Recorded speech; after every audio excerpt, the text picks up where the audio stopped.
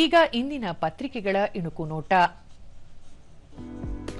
ಪ್ರಧಾನಿ ನರೇಂದ್ರ ಮೋದಿ ಇಸ್ರೇಲ್ ಪ್ರಧಾನಿ ನೆತನ್ಯಾಹು ದೂರವಾಣಿ ಮಾತುಕತೆ, ಉಗ್ರವಾದ ವಿರುದ್ಧ ಸಮಾನ ಸಂಕಲ್ಪ.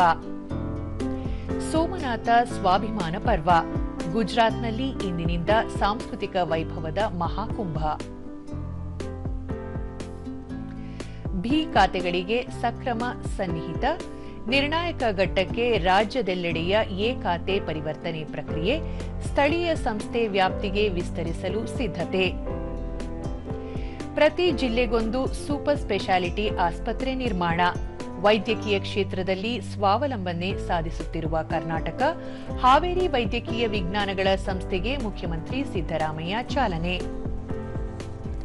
ಅಂಡರ್ 19 ಮೂರನೇ ಏಕದಿನ, ದಕ್ಷಿಣ ಆಫ್ರಿಕಾ ವಿರುದ್ಧ ವೈಭವ್ ಪಡೆಗೆ 233 ರನ್ ಬೃಹತ್ ಗೆಲುವು, ಭಾರತಕ್ಕೆ ಕ್ಲೀನ್ ಸ್ವೀಪ್ ಗರಿ. ಇವು ಇಂದಿನ ಪತ್ರಿಕೆಗಳ ಪ್ರಮುಖ ಸುದ್ದಿ. ಉಳಿದಂತೆ ಏಪ್ರಿಲ್ 1ರಿಂದ ಸೆಪ್ಟೆಂಬರ್ 30ರವರೆಗೆ ಮೊದಲ ಹಂತದ ಜನಗಣತಿ, ಸಂಪೂರ್ಣ ಡಿಜಿಟಲ್ ಮಾದರಿ ಗಣತಿ, 30 ಲಕ್ಷ ಗಣತಿದಾರರ ಬಳಕೆ, ಕೇಂದ್ರ ಸರ್ಕಾರ. ಜಿಡಿಪಿ ಬೆಳವಣಿಗೆ ಶೇಕಡಾ 7.4, ಮೊದಲ ಮುಂಗಡ ಅಂದಾಜನ್ನು ಪ್ರಕಟಿಸಿದ ಕೇಂದ್ರ ಸರ್ಕಾರ.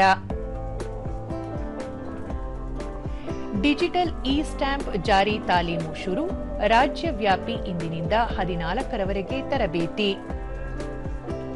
ಎನ್ಎಚ್ 544G ನಿರ್ಮಾಣದಲ್ಲಿ 2 ಗಿನ್ನಿಸ್ ದಾಖಲೆ, NHAI Bengaluru Kadapa Vijayawada express way ಕಾಮಗಾರಿ ಸಾಧನೆ. ರಂಗೇರಿದ WPL ರಣಾಂಗಣ, ನಾಳೆಯಿಂದ 4ನೇ ಆವೃತ್ತಿ, ಮುಂಬೈ ಬರೋಡಾದಲ್ಲಿ ಲೀಗ್, 5 ತಂಡಗಳ ಹಣಾಹಣಿ.